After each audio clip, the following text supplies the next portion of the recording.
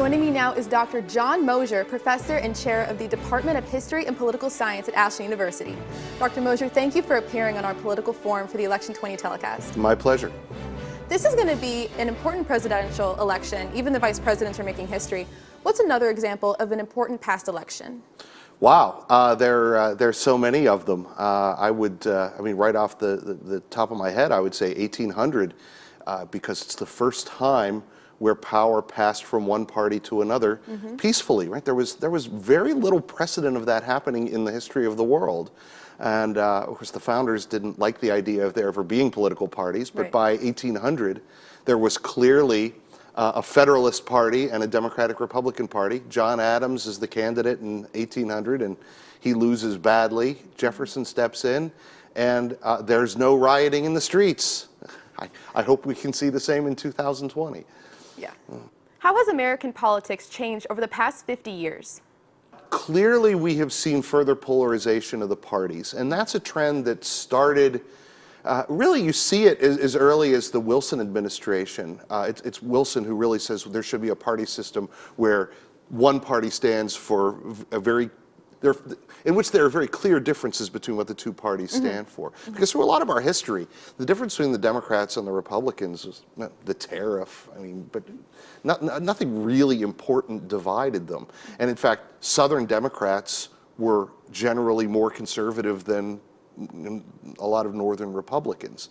So it's with Wilson and then also with FDR that there's this push to make the parties more different. But I mean, when I was in college in the 1980s, there were still very liberal Republicans and there were still very conservative Democrats. Today we don't see that. There is, I mean, the most liberal Republican in Congress is well to the right of the most conservative Democrat.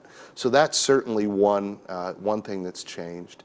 I think that another is the way that the hold of the party leadership has really been undermined.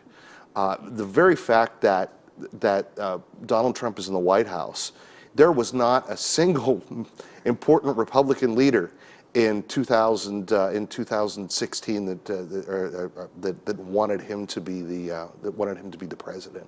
Right. And one by one, Republican candidates fell and attempts to push all these other candidacies, and he just steamrolled over all of them. And in a way, Donald Trump has remade the Republican Party in his own image in the last 4 years. How did last century's pandemic influence the 1920 election? Well, yeah, I mean, the pandemic of 1918, 1919 was certainly worse than the one that we're going through now in terms of deaths. Odd thing about everyone wants to call it Spanish flu, but it really had nothing to do with Spain. But in 1818, 1819, you had, if you looked at the graphs of the people who were afflicted, who were killed by it, it was very young and the very old, and also people in the prime of life. Like people in their 20s died disproportionately of this disease, as opposed to today, where it's very much it's very heavily the elderly that are affected by this. So it was a worse pandemic, and it was pretty much over by 1920. How did it affect the 1920 election is a difficult question to answer.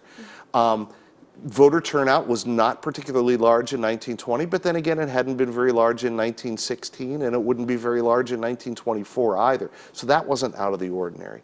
We don't have, public polling was really not a thing. I mean, Gallup developed the first scientific polls in the 1930s. So we have a good sense for what people were thinking about in the 1936 and 1940 elections and onward, but we don't have anything comparable for 1920. So it's hard to say. I mean, we do know, of course, that it was the Republican Warren Harding who defeated the Democratic candidate Cox, even though Wilson had been a Democrat, and it could well be that part of what made 1920 a big victory for the Republicans was the fact that a Democrat had been in office during this time of crisis. But again, it's impossible to say. Okay. Can we draw any correlation from that 1920 election to this presidential election?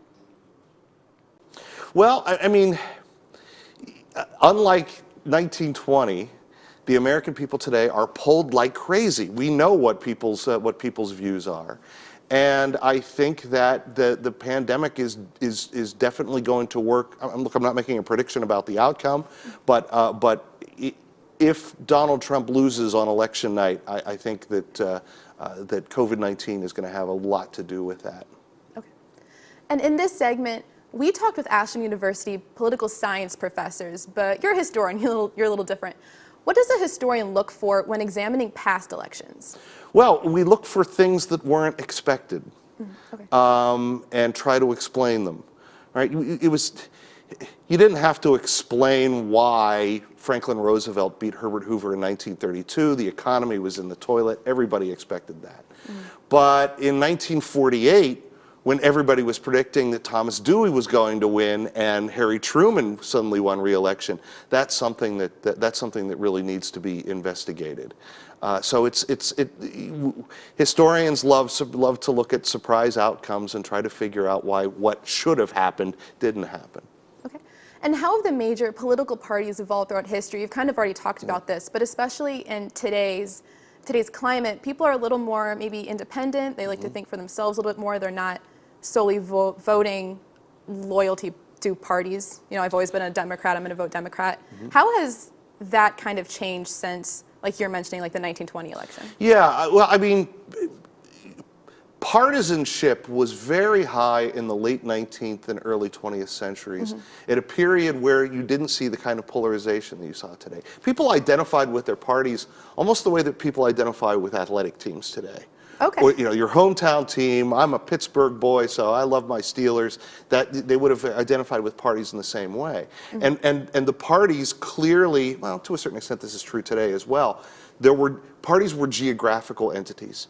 Republicans didn't get any votes in the South, or very few. Okay. Northeastern cities, as is still the case today, went Democrat, but New England solidly Republican. So it was a matter of geography. It was a matter of tradition. I'm voting Democrat because my daddy voted Democrat, et cetera. Right. There's far less of that today. There is far more ideology involved. But I'm always interested in the degree of ideological commitment that you find in parties. If I know today that somebody has an R after his or her name, that I have a pretty good bet where they stand on a dozen or more major issues. Same Absolutely. thing if there's if they belong to the other party. It's become very predictable that people buy into clusters of ideas, even if these ideas aren't terribly closely related to one another. Right. Historically, media have always had an influence on political campaigns. Can you describe an election where a medium played a significant role? The one that comes immediately to mind is 1960 and television. You know, television had been a factor in 1956 as well, but in the famous debate between John Kennedy and Richard Nixon, it was a very, very close race, and there are many who think that it was their televised debate that really sank things for Nixon, because people who listened to it on the radio tended to say that Nixon won the debate, but those who watched on television said that it was Kennedy. Why? Well, Kennedy was very careful with the makeup that he used. Nixon just rushed in. He said, he didn't have time to have makeup applied, and Nixon was this kind of guy who his beard grew almost immediately. So he looked stubbly, he looked haggard, he looked tired, and he looked like a big contrast to JFK, every hair in place, projecting this image of youth and vigor. And I'm not saying that made the difference, but there are a lot of people who would say that. Okay.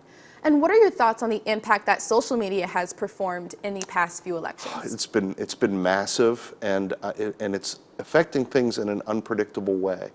The current president has made use of Twitter. I mean, President Obama did that as well, but Twitter is like his natural medium. It's his go-to. Yeah, exactly. The way that both campaigns are using social media is almost unprecedented. Yeah, on a smaller scale, it happened in previous ones, but social media is everywhere in this, and I don't think always in a positive way. Right, to bash the other person. Yeah. I mean, bashing has always happened, but politics has become so personal these days and Yes. so vindictive, and I think social media has a lot to do with that. All right. Dr. Moser, thank you so much for joining me tonight. Okay. Thank you, Christine. Now let's go back to the Election 20 update set.